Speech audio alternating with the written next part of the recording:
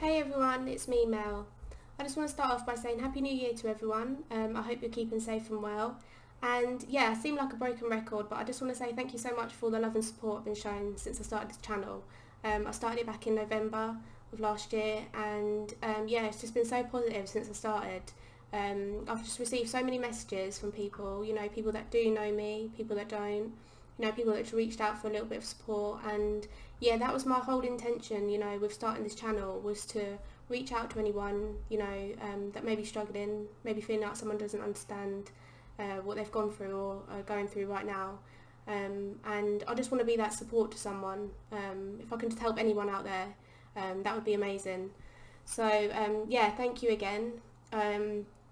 I've reached just over 30 subscribers now, and I was hoping to hit 50 this year. That's my target. Like I said, I'm just trying to share my story near and far. So yeah, please feel free to share with whoever, anyone. It could be a friend, it could be a co-worker, it could be family, just anyone that you think maybe needs to hear someone else's story. Not in a sort of big-headed way, but a lot of people say that my story is quite inspiring.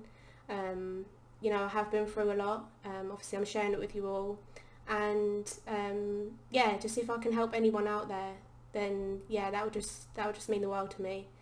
So yeah, thank you again. The last video that I did was just a little in-between video for Christmas. If you've not had a chance to look at my other videos, then yeah, please do. I'm doing weekly videos, and yeah, just sharing my story. So yeah, the last video I did before that was my time within children's home, and yeah, today's video is going to be about my lovely foster mum. So yeah, where I left off, I was obviously in the children's home. I was there for a year, and yeah, although it was scary to begin with, towards the end, I felt very secure there. I was happy, and yeah, I remember being taken to meet my foster family for the first time, and yeah, it was such a an amazing moment, to meet my foster mum. She was an amazing woman, and yeah, just from the get-go we just instantly clicked. And yeah, I just remember she had this wonderful smile, and she was just so welcoming and really bubbly as well. So yeah, meeting for her and her daughter for the first time was an amazing experience. I'd actually been to school with her daughter. We were in the same year, so it was actually quite nice to see a familiar face, and yeah, someone that obviously I knew. So yeah, leaving the children's home, when it was time to leave, was quite emotional for me. I had become very attached to a lot of the staff there, and I know that they thought a lot of me, not in a big-headed sort of way, but they had become attached to me too. And yeah, it's somewhere I always have within my heart. And like I said, I'm very blessed that I did have a good experience. Like I said, I was only there for a year, so my heart goes out to them people that have been through the care system for a number of years, and maybe haven't had such a great experience. Like I said, I'm truly blessed that I did. And I just remember when I left there, I had become institutionalised. I was used to being around a lot of people. There was a lot of drama, there was a lot of noise, and yeah, to begin with, when I first started living with my foster family, it was very different, and I wasn't too sure of it. It wasn't what I was used to, and yeah, there would be times I would sit in my room and I would cry, and I would wish to go back, but that wasn't anything against my foster family.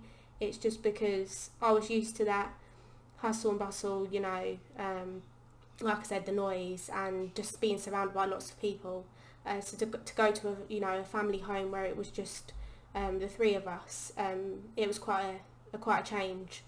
So yeah, I obviously went into live with my foster family, and I was, yeah, the first foster child of my foster mum. She had two children, and obviously I said she had a daughter, and she actually had a son.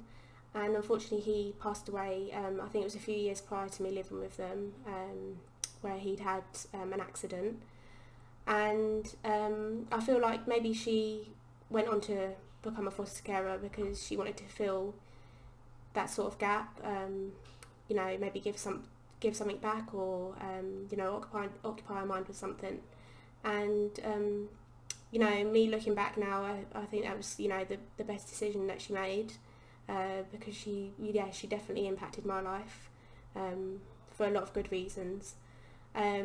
So yeah, where we first lived, it was a home that they'd been in for, well, since my I was calling my sister, but yeah, since my sister was a lot younger. It was their family home, and I remember my room. I had the smaller room of the house, but I was happy with that. It's what I was used to, and I just remember feeling very welcome there, and just very settled. Obviously at the time I was 16, and I'd left school. I went on to go to college, and I hadn't obviously done too well at school. Didn't get amazing grades, but I did pass most of my exams, and went into college to study professional cookery. So during them first couple of years, obviously, life was good. Just kept my head down, tried to make something of myself. So from early on, I was at college. I went on to start work, and we were in a good place. We went to move on to another home. My foster mum was registered as disabled. She had a few health conditions, and she never let anything stop her. She was one of these people that just muddled through and carried on, never let anything get her down. So we moved into this new home. I know it was very, very hard for my sister at the time. Obviously this was her childhood home, moving to somewhere else. But for me, I was excited about moving to this new home. We'd gone to go and view it. It was a lot newer than the house we were already in, and it was a mobility home as well. So it had a lift in there, and which was pretty cool. And I just remember feeling really excited. So obviously we moved into this new home, and I think it was not long after we'd moved in that my foster mum started to become unwell. And the long and short of it is that we found out that she'd been diagnosed with lung cancer. So I just remember when we were told the news, obviously it was shock at first. It wasn't something that we expected. I mean, I should have said prior to that, she won't mind me saying, but she did love to have a smoke, and I was smoking at the time, her daughter was, and that was something that we used to just do. We used to just relax together, and just enjoyed having a smoke. But that was something that she enjoyed doing, and obviously finding out this news, it was devastating. It was really, really hard for everyone, and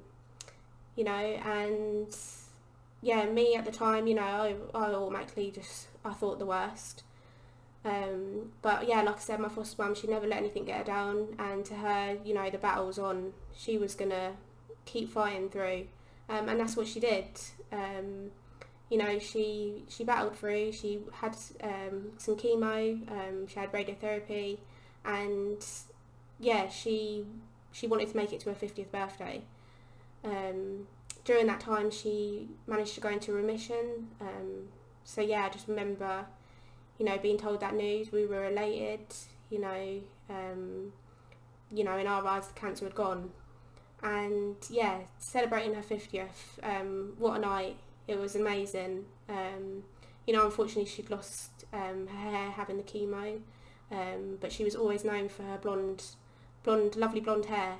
And she went on to get a few wigs, and it was actually my mother-in-law that cut one of them, and yeah, she had it into a bob shape. And yeah, I just remember her beautiful smile. She had such an infectious laugh as well. She really was just the life of that party. It was at a restaurant, and yeah, I've got some of the photos, and I quite often look back at them.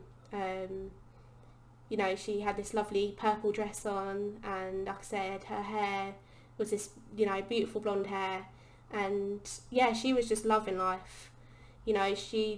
She's done what she set out to do, which was reach her 50th. And yeah, like I said, what an amazing night.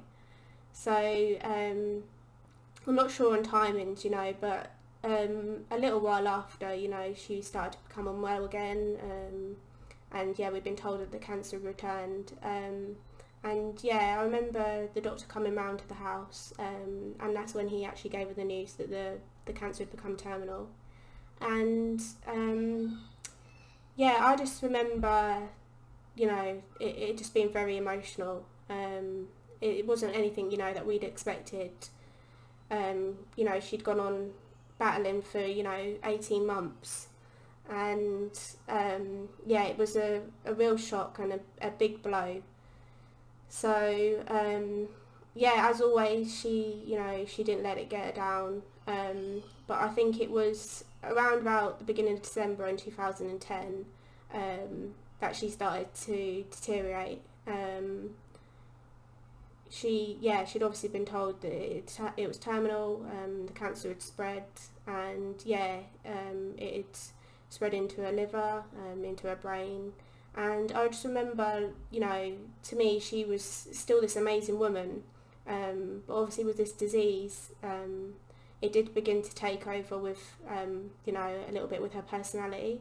And I do remember at times, thinking, this isn't Jan, like, what's going on? And yeah, I just remember it was just a very emotional time. Like I said, I would spend a lot of time in my room just crying, and I remember speaking to my partner a lot, and I would say to him, it's because of me, and I would, not in a selfish way, but I would almost look at myself as a bad omen, and that's what I used to call myself. Even now I still battle with it. I felt like death followed me, and that I'd brought this on. So there was a lot of, self-blaming, a lot of, feelings of guilt, that it was because of me that, she'd become unwell, and now she was dying. Beginning of December, she began to deteriorate, and yeah, it was the last time, that she was in hospital, and she wasn't to come out. But yeah, Jan being Jan, she still carried on. Not long after she'd gone into the hospital, she had gone into a coma, and yeah, she just looked so peaceful, bless her. Me and my sister, we were there, right until the end, day and night. We wouldn't leave her bedside. Them really hard hospital chairs that you would sit on, we would sleep on. We would just never leave her. And yeah, although it's difficult for me to look back at, I'm glad, that I was able to be with her. And I know that a lot of her son's friends and, family, they came to visit. And yeah, I just remember one day she'd been in this coma, and she randomly sat up in the bed, and she was determined to get out of the bed, and she was saying her son's name, and she was saying, I'm coming. And yeah, I just remember, me and my sister, we panicked, we called the nurse, and they came and settled her back down. But for me, I just knew from that time, that we just didn't have long left with her. So yeah, like I said, she was in this coma, and yeah, it was 2 days before Christmas that she lost her battle. And I remember we'd spoke about things, just me and her, and she'd always said that she if and when the time came, she didn't want me to see her in that way. And it was actually, a time where I'd said I was going home to go and have a little freshen up and come back. And yeah, I didn't actually make it into the lift, before she passed away. And yeah, she had her daughter by her side and her brother. And yeah, I just felt a lot of comfort with that, knowing, that she'd waited until the time was right, and she was with the people that she wanted to be there. Yeah, I remember obviously my sister ringing me once I'd reached home, and yeah, I'd never heard someone cry like that. And yeah, it's something that will always be playing in my head, that phone call from my sister. And yeah, like I said, it's difficult for me to talk about, but yeah, this video, I want to make her proud with it, because like I said, she was an amazing woman. She was a true fighter. I always call her my soldier girl, because she kept fighting until the end. And yeah, there really will be no one else that will ever come close to her, because for me, she was the person that she saw me for me. All this baggage that I come with, she didn't let it faze her. And yeah, we were meant to be together. In my eyes, she was sent to me, and vice versa. And like I said, I'm just so blessed, that I had her be a part of my life. And even now, she's still guiding me, and I know that she's with me. But yeah, losing her has been one of, the hardest things that I've ever faced. And yeah, something that, I'm never going to get over. But yeah, like I said, I'm just truly grateful, that she was a part of my life. What an amazing woman. Some of the things that I'll remember about her, like I said, her infectious laugh, her beautiful smile, this beautiful blonde hair, and yeah, she loved getting her nails done. She was forever at the nail shop getting her nails done. That was something she was known for. And yeah, I just want to share a photo of her with you, because like I said, this video is for her. All credit to her. What an amazing woman. So yeah, this is a picture of my foster mum there. Her name was Jan. And this is a picture of us together. Oh. So yeah, that's Jan there. And yeah, I just love her to bits, and yeah, just never will be the same without her. So I'm going to end my video there for today. There is more things that I will be talking about with regards to Jan and her family, but like I said, if you want to keep sharing my story, please do that. Just give me a thumbs up, and yeah, subscribe. Let's get my story out there for all to hear. And yeah, just remember to keep smiling and stay strong. Lots of love to all.